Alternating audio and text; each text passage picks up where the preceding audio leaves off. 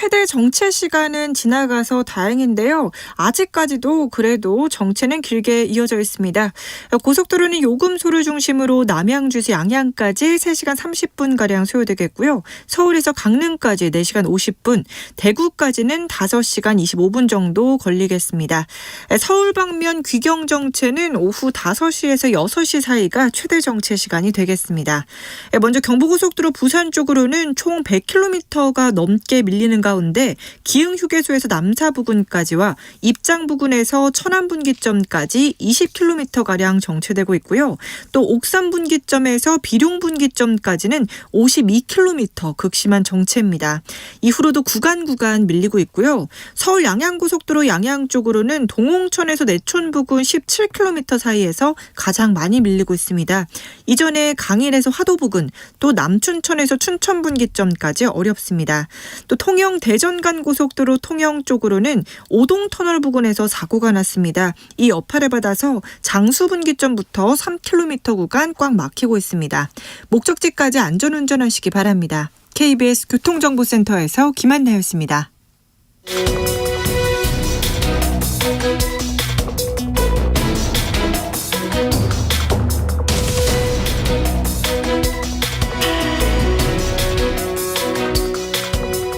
여러분께서는 끝장 토론 각설하고를 듣고 계십니다. 정관용의 시사본부 매주 토요일 2부 끝장 토론 각설하고 시사평론가 이종훈 박사, 민주당 민주연구원 부원장 현근택 변호사 두 분과 함께하고 있습니다. 후반부 공통질문입니다. 이번 주에 가장 핫했던 말 한마디, 누구의 입에서 나온 어떤 말. 네, 이종훈 박사. 네, 저는 바이든 대통령의 발언을 꼽고 싶은데요. 매우 가까운 시일 내에 해빙될 것으로 예상한다. 그러니까 중국과의 관계 부분에 대해서 G7 정상회의 직후 열린 기자회견에서 발언을 했습니다. 그러면서 추가 설명을 뭐라 그랬냐면 중국과 디커플링이 아닌 디리스킹을 추구하겠다. 중국과 관계도 다변화하겠다. 이렇게 얘기를 했어요. 아마 이 발언에 가장 놀란 게 윤석열 대통령이 아닐까 저는 그렇게 생각을 하고 실제로도 좀 그런 그 약간 당황스러운 기류가 좀 읽힙니다. 박진 외교부 장관이 그 이틀 뒤인가 좀 언론인 단체 가서 기자회견하는 그런 과정에서 발언을 좀 했던데요. 이렇게 발언을 했습니다. 중국과의 관계에서 오는 리스크를 최소화하고 불필요한 마찰을 피하면서 우리의 국익을 증대시킬 수 있는 현명한 외교를 펼쳐나가겠다. 당연한 얘기죠. 그런데 지금 새롭게 밝혀지는 사실은 미국 정부가 중국 정부에 대해서 굉장히 압박 전술을 쓰면서도 지난 몇 달 사이에 굉장히 긴밀하게 물밑 접촉을 해왔다는 거죠. 그렇죠. 그래서 이번에 에이펙 정상회의 지금 워싱턴 DC에서 열리고 있는 그 계기로 상무장관들 지금 회담까지 지금 했단 말이에요. 자, 그러면 지난 몇 달 사이에 우리 정부는 어떻게 움직였냐 하는 거죠.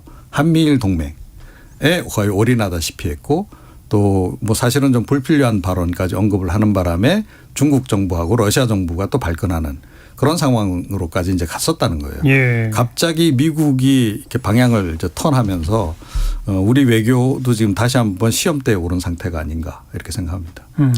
올바른 지적이에요. 그러니까 위에서 그러니까 힘 있는 국가들끼리는 결정적인 순간에 협상을 하고 딜을 할 수 있거든요. 주고받으면서. 근데 거기에 우리나라는 어찌 보면 그냥 패로 하나 쓰일 수밖에 없을 수도 있어요. 우리가 아무리 뭐 미국 쫓아가고 중국을 멀리 한다 그래도 위에서 힘 있는 강대국끼리 결정해버리면 낙동은 우리가 될 수 있거든요. 그래서 우리가 항상 균형 외교라든지 아니면 실리 외교 강제 같은 게 그런 거거든요. 우리 입장이 그렇지 않습니까? 미국 등질 수 없죠.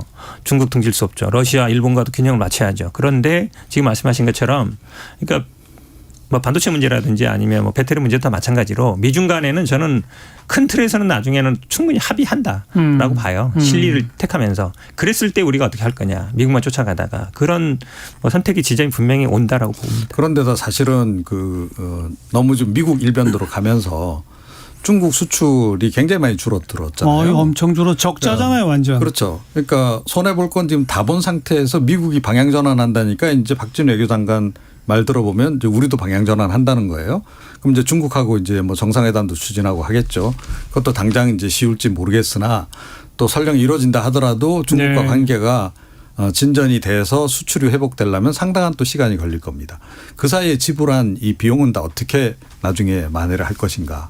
그런 이제 좀 걱정이 드는 거죠. 네. 계속 앞에서도 얘기했습니다. 이제 마이크론 그 문제를 잘 해결하면 중국하고 충분히 풀어갈 수 있을 것 같아요. 결국은 삼성전자라든지 하이닉스가 공급하는 거 뭐 우리가 관여할 바가 아니다. 그다음에 중국에 공장이 있기 때문에 정부가 관여할 바가 아닌 게 사실 원칙적으로는 맞죠. 맞죠. 근데 이제 왔는데 그렇게 안 되고 있으니까 그런 건데 중국에 공장이 있지 않습니까? 중국에서 공급하는 거는 우리가 관여하지 않고 시장 경제에 따른 것이다. 이렇게만 하면 저는 중국과의 관계는 충분히 풀릴 수 있다. 왜냐하면 지금 약간 분기점인 게 다시 이제 한한령 얘기 나오고 있거든요. 연예인들 출연하려다가 취소되고 그렇죠.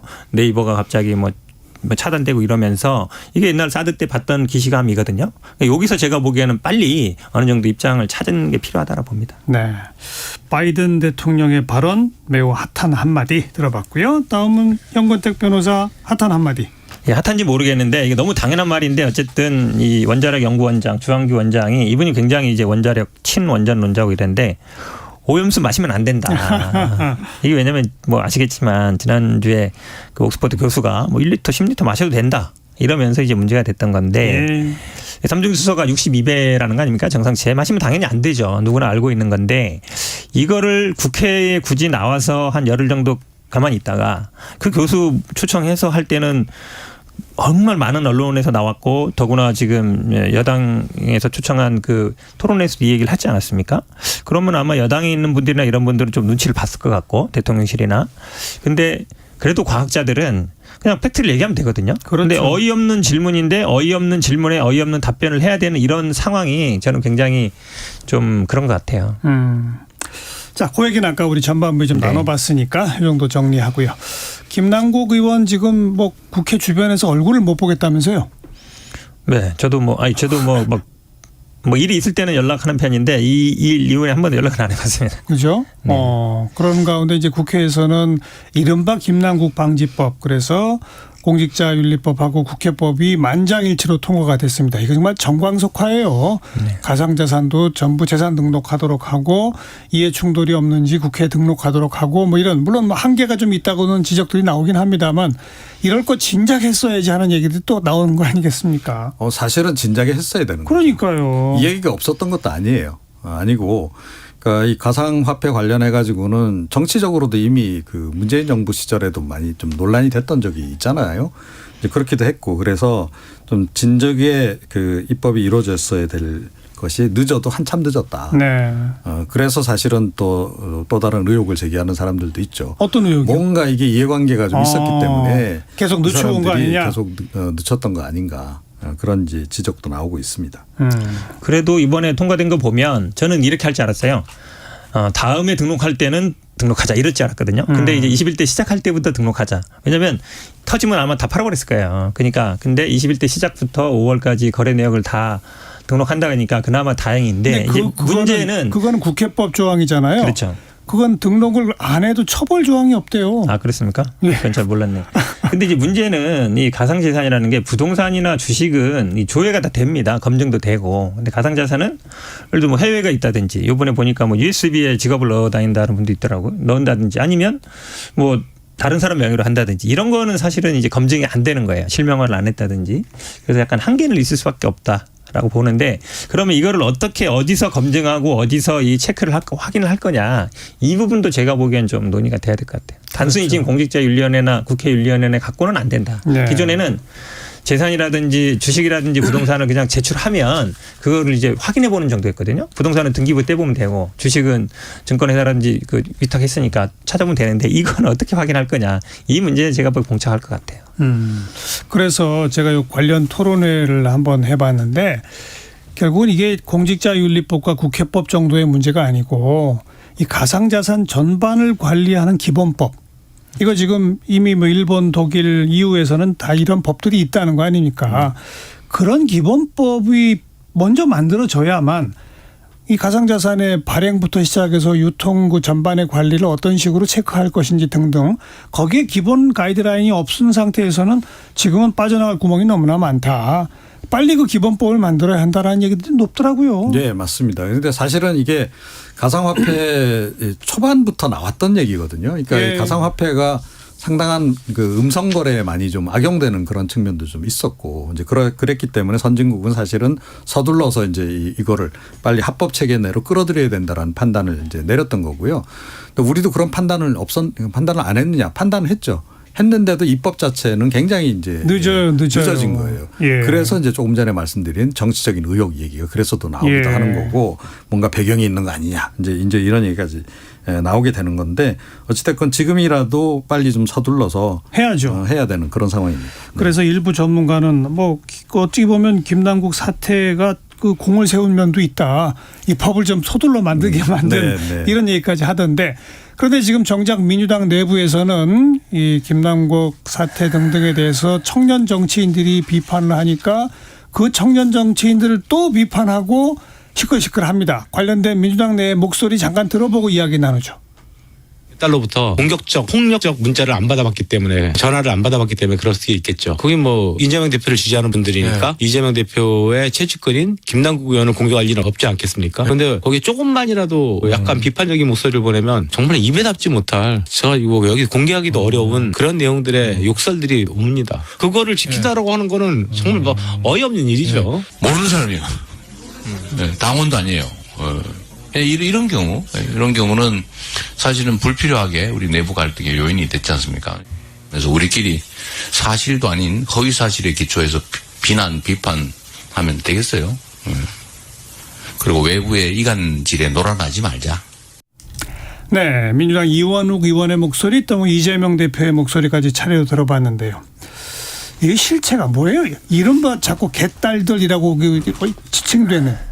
저도 뭐 현장에 집회 현장에 나가보거나 아니면 뭐 전화 오거나 문자하는 분들 보면 되게 열심히 하시는 분들 되게 많습니다. 광화문 집회도 열심히 나가시는 분도 있고 뭐 서명도 열심히 하시는 분들도 있는데 이원욱 의원이 문제가 됐던 거는 이겁니다. 뭔가 이제 문자를 하나 공개했죠. 이런 열렬 당원이 자기한테 문자를 보냈는데 이런 거 왜 제재를 안 하냐 이랬더니 그 확인해 보니까 또 그분이 당원이 아니었어요. 그러니까 우리가 뭐 당원입니다, 지지자입니다, 민주당 열렬 지지자입니다라고 한다고 해서 그걸 뭐 문자로 그렇게 오는 걸 우리가 100% 믿을 수는 없는 거잖아요. 근데 이제 지금 그 모 의원한테 지금 굉장히 욕을 하거나 이런 부분을 제명을 했는데 그 정도는 좀 지켜줄 필요는 있다. 욕을 하거나 아니면 뭐 새벽에 밤에 막 전화를 하거나 뭐 이런 분들도 있거든요. 실제로 있습니다. 그래서 이런 분들은 좀 자제를 시킬 필요가 있고 또 만약에 필요하다면 제명도 필요하지만 그렇다고 해서 지금 대부분 이분들이 지금 요구하는 거 보면 이런 거예요. 지금 당내 민주주의가 너무 실현 안 된다. 네. 대의원제 폐지하자고 막 1인 시위하는 분도 있습니다. 당사 앞에서.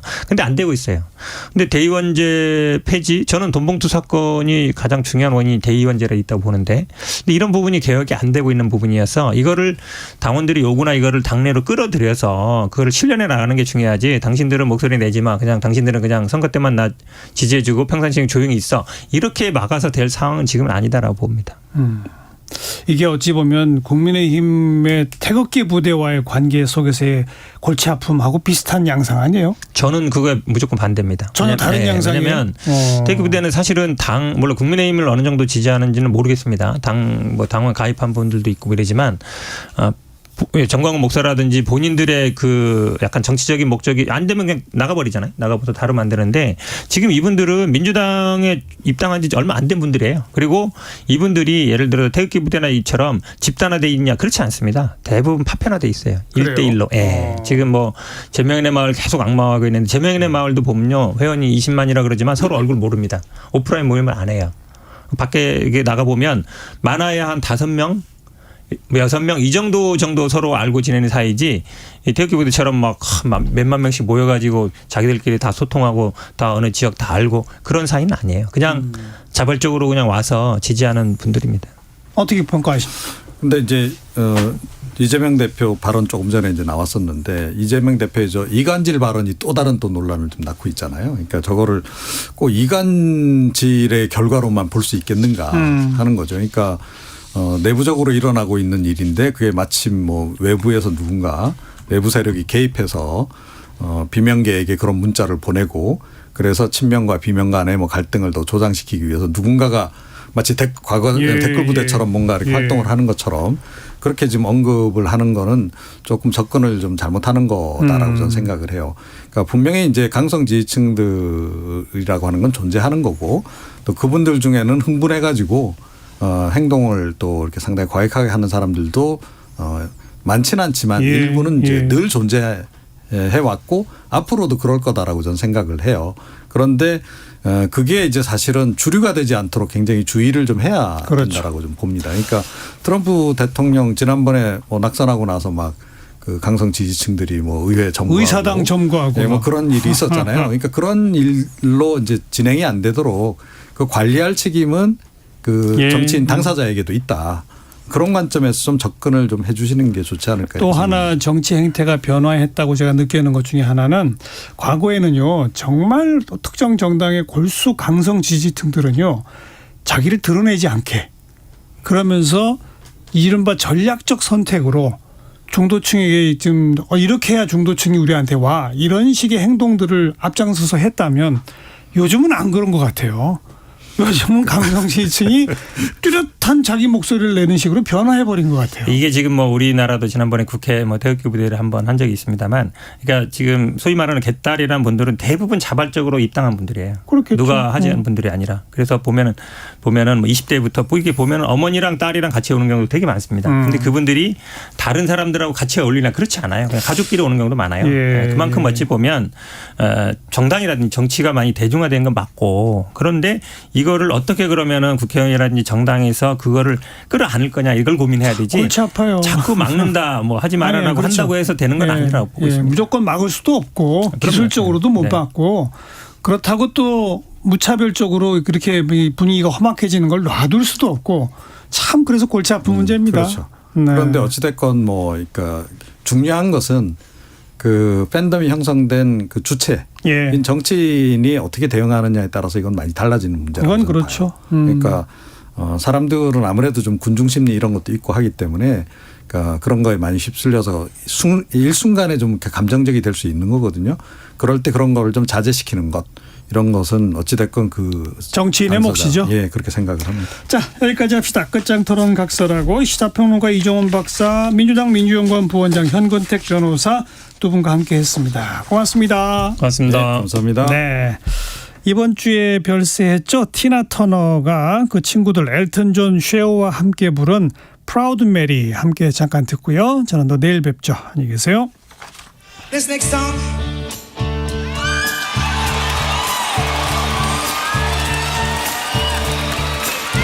This next one is the oldest diva of all.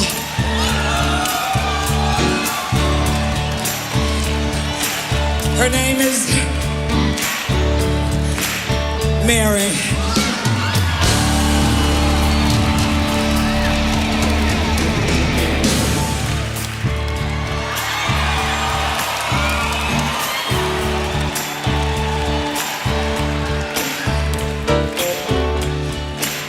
This is the way we do. Proud Mary.